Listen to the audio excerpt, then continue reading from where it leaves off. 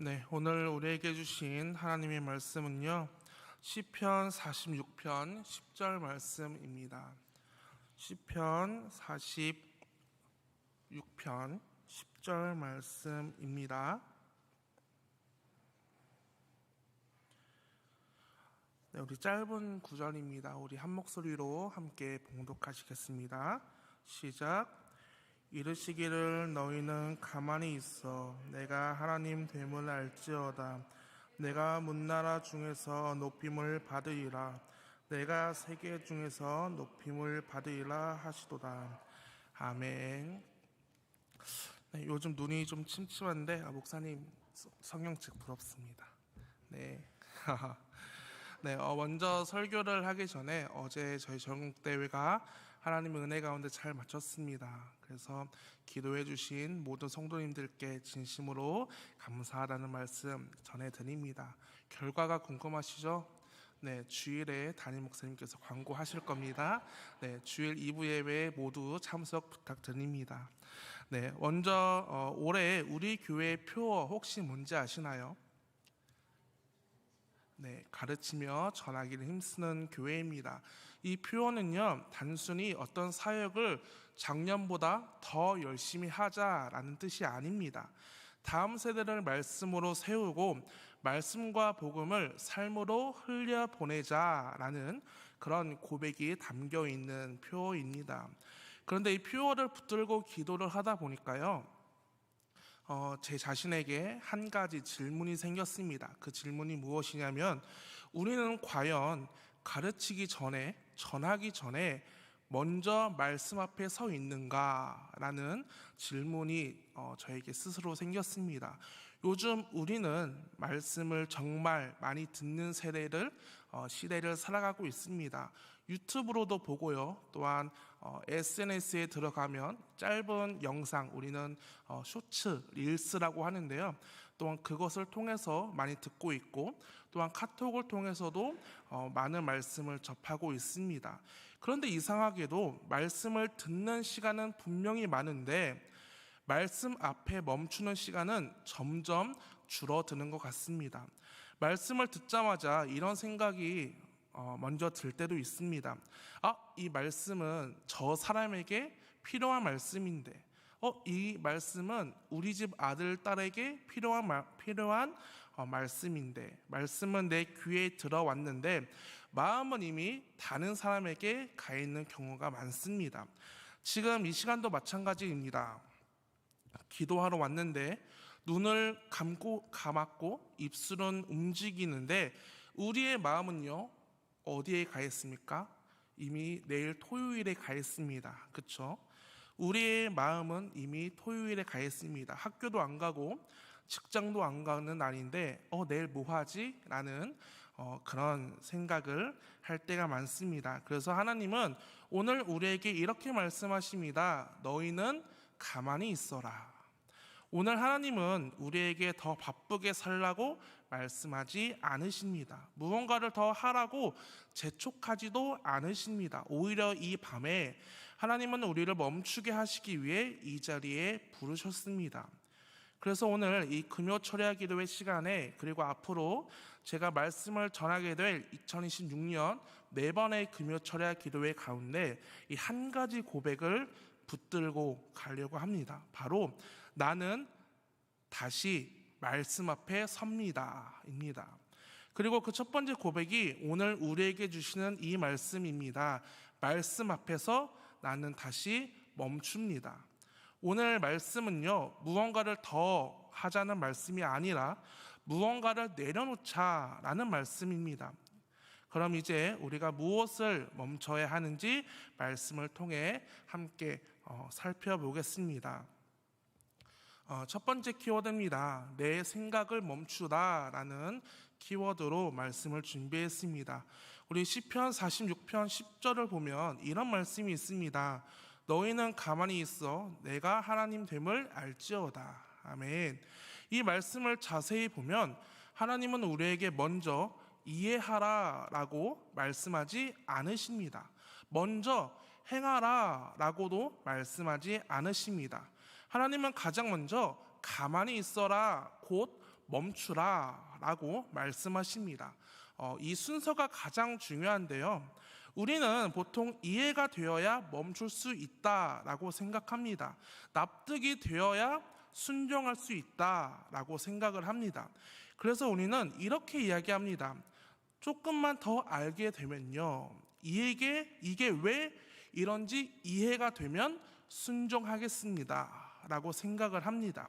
하지만 하나님은 우리가 이해해서 멈추는 존재가 아니라 멈출 때 비로소 알게 되는 존재라는 것을 이미 알고 계십니다. 그래서 하나님은 우리의 생각을 설득하려 하지 않으시고 먼저 우리의 생각을 멈추게 하십니다. 시편 46편이 쓰인 배경은요, 사람들이 통제할 수 없는 위기 한가운데에 쓴 그런 성경 구절입니다. 전쟁의 소리, 흔들리는 이 땅, 무너질 것 같은 상황 속에서 하나님은 해결책을 먼저 주시지 않으셨습니다. 하나님은 이렇게 말씀하십니다. 네가 지금 붙들고 있는 생각을 내려놓아라. 우리는 문제가 생기면 기도하기 전에 이미 머릿속에 각종 회의를 다 끝냅니다. 그렇죠?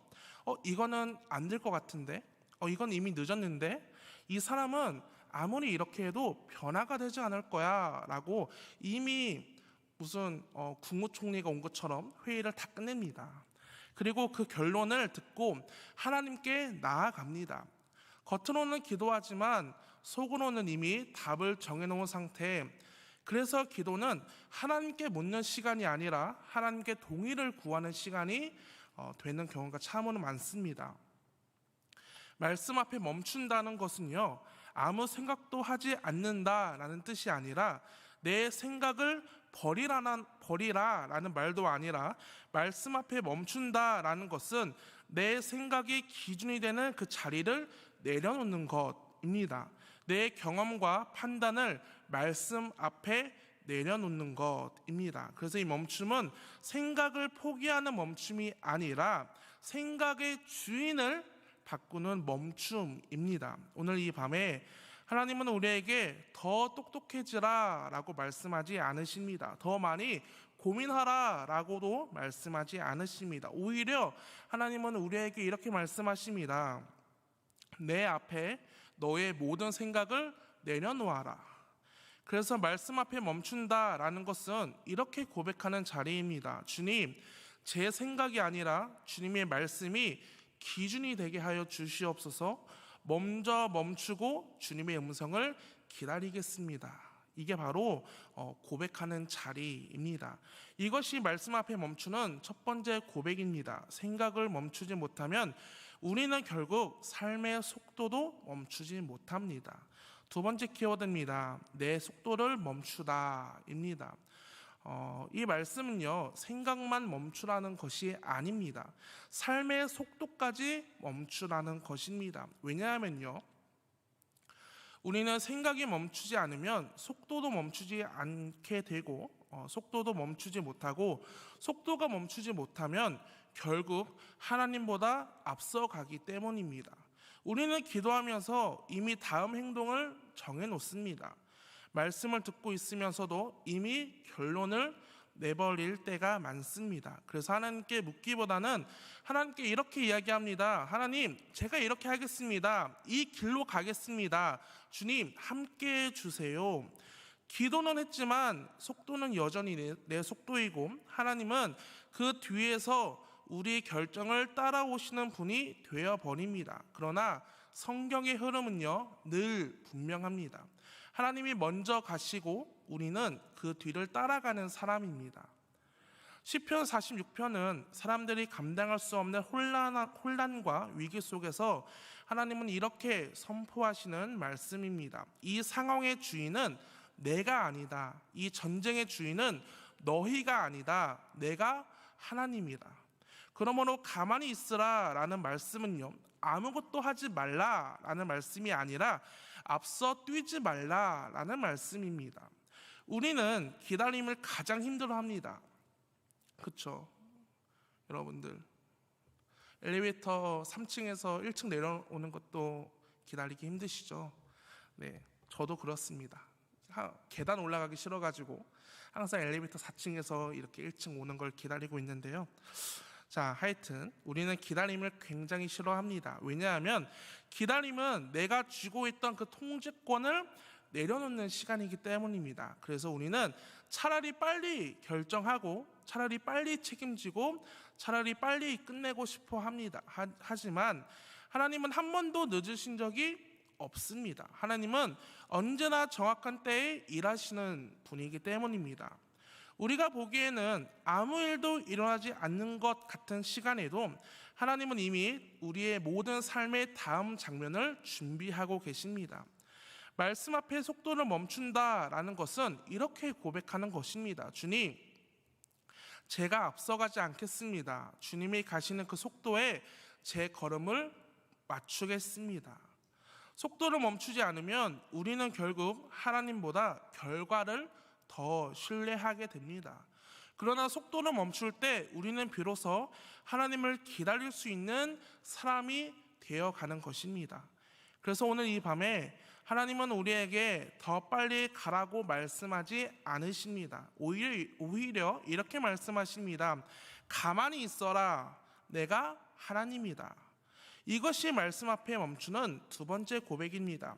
그런데 생각도 멈췄고 속도도 멈췄는데 여전히 우리의 마음이 불안하다면 아직 한 가지의 키워드가 남아 있습니다. 바로 내 자리를 내려놓아라 입니다.